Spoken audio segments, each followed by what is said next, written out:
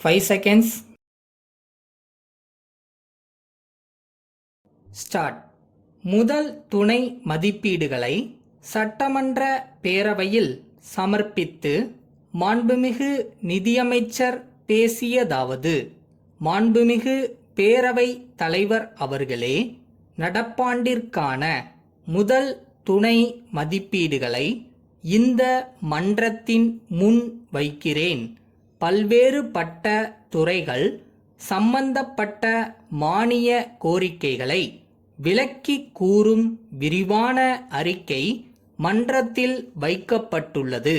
நடப்பாண்டிற்கான வரவு செலவு திட்ட அறிக்கையை தாக்கல் செய்த பின்னர் தமிழக அரசினால் அறிவிக்கப்பட்ட திட்டங்களுக்கான செலவுகளுக்கும் மற்றும் எதிர்பாரா செலவு நிதியிலிருந்து அனுமதிக்கப்பட்ட செலவுகளுக்கும் சட்டமன்றத்தின் ஒப்புதலை பெற்று ஈடு செய்வதற்குத்தான் இந்த துணை மதிப்பீடுகள் தாக்கல் செய்யப்படுகின்றன.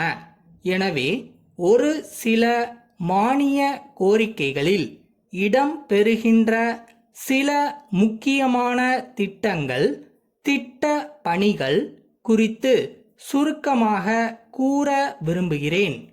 முதலாவதாக, நம் மாநிலத்தின் ஊரக பகுதிகளிலுள்ள அரசு மேல்நிலை பள்ளிகளில் கணினிகளை நிறுவுவதற்கு தேவையான அடிப்படை வசதிகளை அமைப்பதற்காக அரசு தாராளமாக நிதி ஒதுக்கீடு செய்துள்ளது என்பதை தெரிவித்துக் கொள்வதில் மகிழ்ச்சி அடைகிறேன்.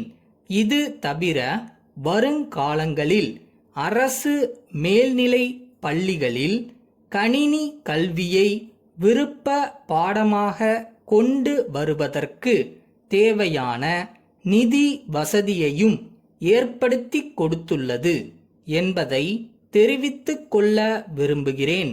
அடுத்து, ஏகபோக நெல் கொள்முதல் செய்யும் திட்டத்தின் கீழ் விவசாய பெருங்குடி மக்களுக்கு வழங்கப்பட்ட உற்பத்தி ஊக்கத்தொகையை ஈடு செய்யும் நோக்கத்தில் தமிழ்நாடு நுகர்பொருள் வாணிப கழகத்திற்கு அரசு போதிய தொகையை அளித்துள்ளது. இதனை மாண்புமிகு உறுப்பினர்கள் அனைவரும் ஏற்றுக்கொள்வார்கள் என நம்புகிறேன். அடுத்ததாக, இன்னொரு முக்கியமான மகிழ்ச்சி தரத்தக்க செய்தியை தெரிவித்துக் கொள்வதில் நான் பெருமை அடைகிறேன்.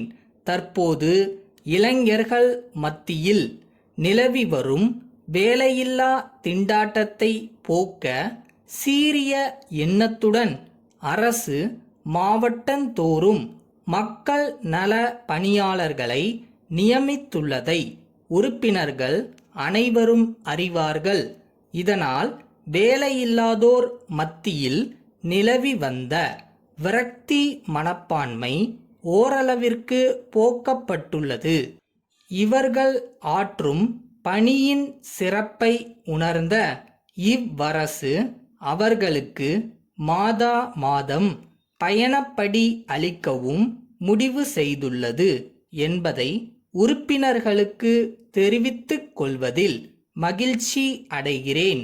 இறுதியாக, தமிழ்நாடு அரசு போக்குவரத்து கழகங்களில் உள்ள பழைய பேருந்துகளை எல்லாம் மாற்றிவிட்டு அதற்கு பதிலாக புதிய பேருந்துகளை வாங்க அரசு திட்டமிட்டு தீவிர நடவடிக்கையில் இறங்கியுள்ளது.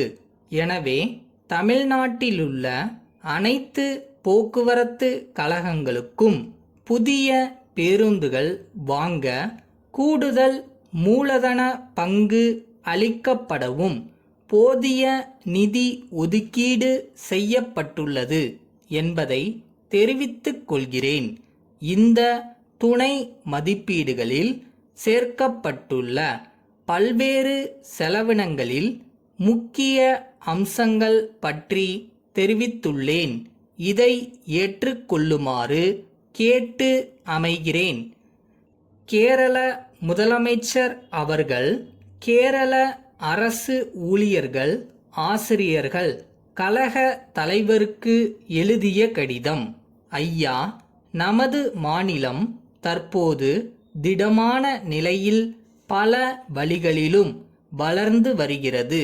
அதற்கு பொதுமக்கள், அரசு ஊழியர்கள், ஆசிரியர்கள் மற்றும் அனைவரும் அளித்து வரும் பூரண ஒத்துழைப்பும் ஆதரவும் ஆர்வமும் காரணம் என்பதை நாம் அனைவரும் அறிவோம். தொடர்ந்து தங்களது ஆதரவினால் நம் மாநிலத்து மக்களின் வாழ்க்கை தரம் மேம்பட உதவிட வேண்டிய இந்நிலையில் சமீபத்தில் மின்சார ஊழியர்கள் வேலை நிறுத்தம் செய்தனர். இதன் காரணமாக நாடெங்கும் ஒளி இழந்ததுடன் தொழிற்சாலைகளுக்கு தேவையான மின்சாரம் உற்பத்தி செய்யப்படவில்லை. தொடர்ந்து அண்டை மாநிலங்களுக்கு மின்சாரத்தை வழங்கி வந்த நமது மாநிலம் இப்போது அண்டை மாநிலங்களிலிருந்து மின்சாரத்தை கடனாக பெற்று வருகிறது.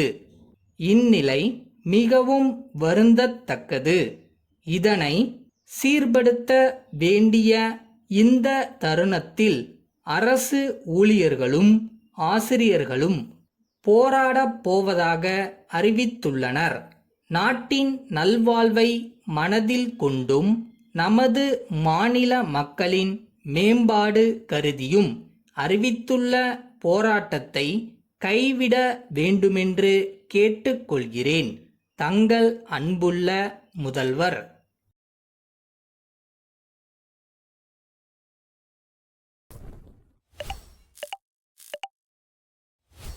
உங்களுக்கானது உங்ககிட்ட வரும். அதை யாரும் எடுத்துக்க முடியாது. ஸோ உங்களை நீங்கள் நம்புங்க.